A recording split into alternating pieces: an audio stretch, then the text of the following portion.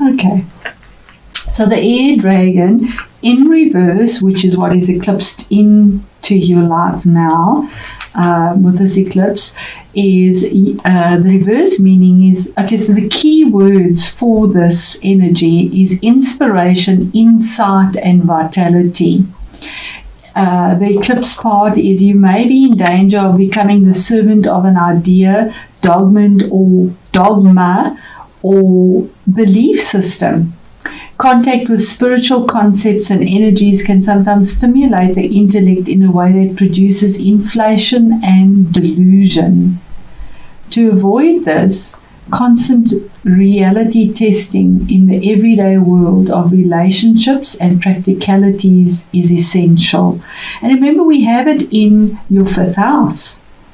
So that's the message of what is being eclipsed in your 5th house. Now, the other spectrum, which is where the South Node is, and that's your 11th house of alliances and long-term goals. This eclipse is coming into contact with the air dragon, can be as a bolt of lightning to the psyche and intellect, and as such must be treated with care and considerable respect. Sometimes manifesting as sudden flashes of illumination, the air dragon brings insight and clarity to your thought and imagination. As conveyor of numinous power, I hope I've said that right, the air dragon can be seen as a symbol of visitation, for he is a messenger of the sky god. And that is Mercury for me as well. Mercury is the messenger, and he brings the news, and Gemini is an air sign, and the eclipse is in Gemini, and Gemini is ruled by Mercury, the planet Mercury. So that could all play in there. And we do see the lightning here as well as something is eclipsed in for change. Okay, so you have significant changes coming about for you, Aquarius, with this eclipse in your 5th house. So we start off here with judgment, which could be with regards to a legal situation as well, because we have the King of Swords here, but it needn't be. But judgment is a judgment that is made, a choice that is made. It's death and rebirth. Something has had to come to an end, and a choice was made, a judgment was handed out, and the calling is heard of whatever the judgment is that is made. This is something that has been there for a long time. It could be karmic justice as well, because it is a major arcana. And it's almost like you've been dead to self, or dead to your fun side, or emotionally.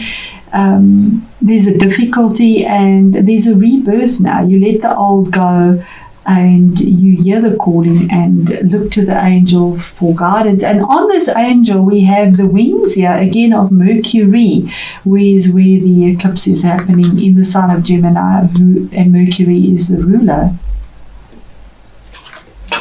Your next card is the King of Swords. Now this is your energy. It's air energy, but it could be any of the other air energies as well. This is a mature energy. He's looking at the judgment. So this could definitely be a legal representation, a contract, something that has been difficult, something that has been severed from your life, but there's analytical choices made here that change your outside of your life, but it is done in truth. We have the blue here, and it is something that will endure. We have Saturn here in the background, so something that will have longevity. It will endure. It is mature, it is sincere, it is to the point. It can come across as ruthless because there's no emotion in swords. When we need to be reasonable or make a reasonable decision, we cannot put emotion in. Head and heart cannot go together.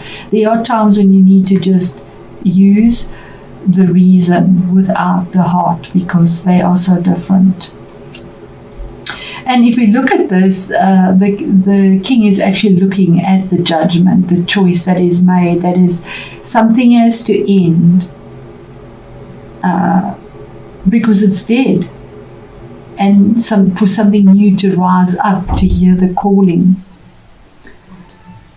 We move on to our next card, which is the Ace of Wands, for something brand new. This could be a relationship, definitely, or a work situation, or legal. It can be any. Jupiter, Jupiter and Saturn at the moment are in Capricorn, right at the top in a mundane level. That's your out, but it's at the top there, so your outward persona in a sense. But here's a new relationship. You have the 5th house lit. A new relationship that comes through, that is warm,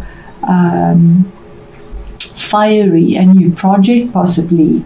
5th house also deals with project, the mind, with abundance with Jupiter. Jupiter is in its fall, so it's not very happy where it is, but there is an opportunity that is brought through to bring something new. Ace of Wands, a new beginning, a new opportunity presented, wherever this area of yours is. But you seem to still be looking at some judgment that was made, that was significant. What Spirit is saying is that there is a sense of victory with a choice that is made. 7, it's a major arcana, the Chariot. You could be dealing possibly with a Cancerian or a Capricorn person as well. That's a possibility. But the Chariot is about victory over something that has been very contradictory. We see these two figures here, silver and gold, black and white, night and day, yes and no.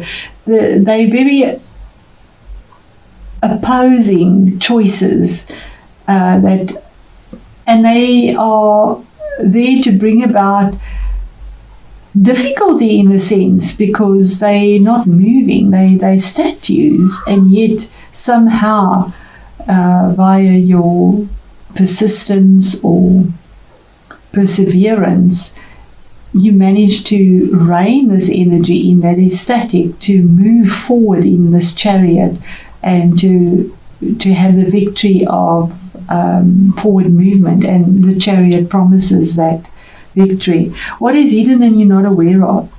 Card number 15, which is 6, for a balance. There's something toxic in your life, something that is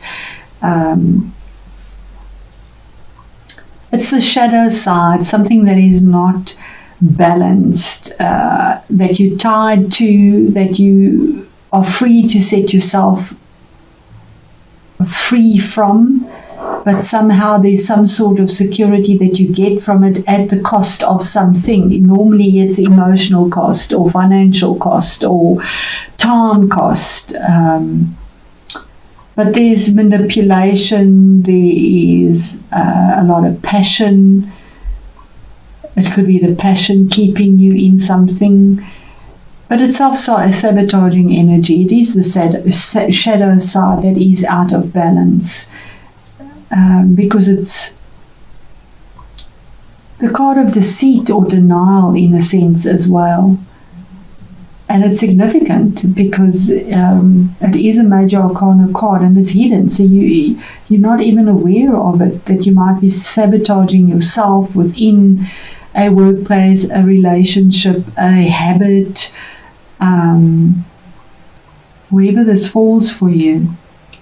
The challenge is coming to terms with some sort of immature energy with regards to emotions, or dealing with somebody that is immature. This is the card of possibly a child as well. You could be dealing with a child that is a emotional nature. It is cups, but it could be information or messages that you get, or that is challenging because it's your position of challenge, that is of an emotional nature, and you don't actually want to look at it. You've got it, you've received the message, the light is in the cup, but you're not even looking at it because you feel that it is insignificant, sadly. It is an offer that is given, maybe even an apology, but you're not focused on it. You're not really interested in it. But this is pinned to the Wheel of Fortune. It is the culmination of a cycle. It's 10. It's the ending for a new beginning. Something has to end for something new to begin. You've got it on either side. Something ends for a new beginning, but there's victory there. This is fate and destiny. Something was pinned to this wheel, and as the wheel turns, so does our fate and destiny turn. I mean, life is a roller coaster. It's up and down, and the wheel is turning for the better. Something is finished, culminated, done, for something new to come up, and you are moving into a better position of where you are. It could be with regards to a relationship, finances, work, investments. It is the Wheel of Fortune, the Wheel of Fate. And possibly by the next solar eclipse, this could be the change in the destiny, although this is a reading for November. Remember, eclipses, the energies last for about 6 months.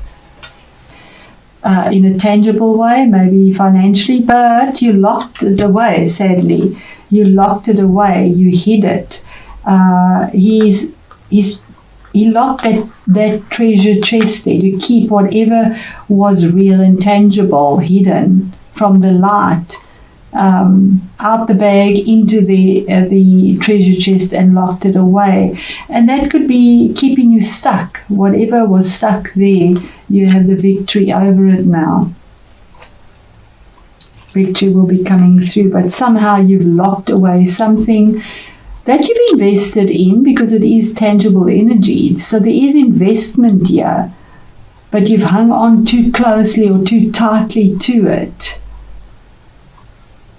And it possibly has caused you to self-sabotage yourself in some sense. You know, if you put too much time into work, or a relationship, even, something else suffers, sadly. There has to be a balance. What is the devil energy? Something that is hidden, that Aquarius is not aware of, and we have it there as well. Work. Something you've worked towards very diligently, perfected, skilled. He's the skilled craftsman. He takes time to work, but while he's working so diligently on whatever he's doing, putting all his passion into it, he's not giving time to himself, to his health, to others, to fun. It's 5th house, to fun. But you have the victory over it now. Now it's possibly time to enjoy what you've created. And 8 is a strong number. To stop melting, working in the heat, to try and create some form of skill in your workplace, in your environment, wherever you are, and to actually enjoy your life now with the energies of the 5th house coming through on an emotional level, maybe enjoying life a bit now. And our Wheel of Fortune is the 7 of Pentacles. Isn't that amazing?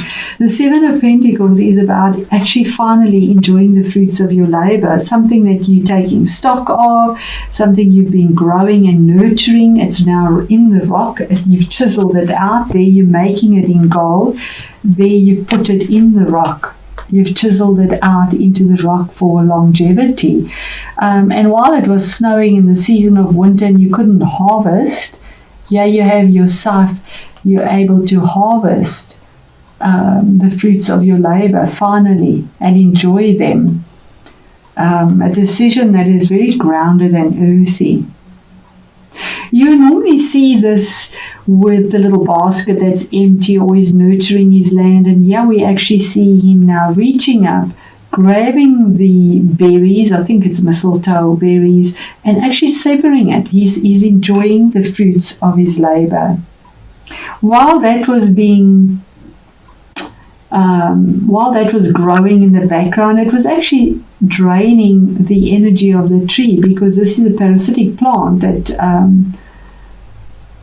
lives off the lifeblood of this, and that's the same thing here.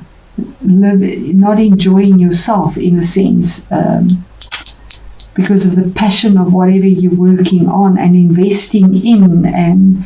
But we need to do that at times as well, put our energy into something to grow for the future. But now our spirit is saying, with this eclipse, it's time to actually enjoy your life, the emotional side as well. It's not just all work and no play, because that's also self-sabotaging behavior. It becomes toxic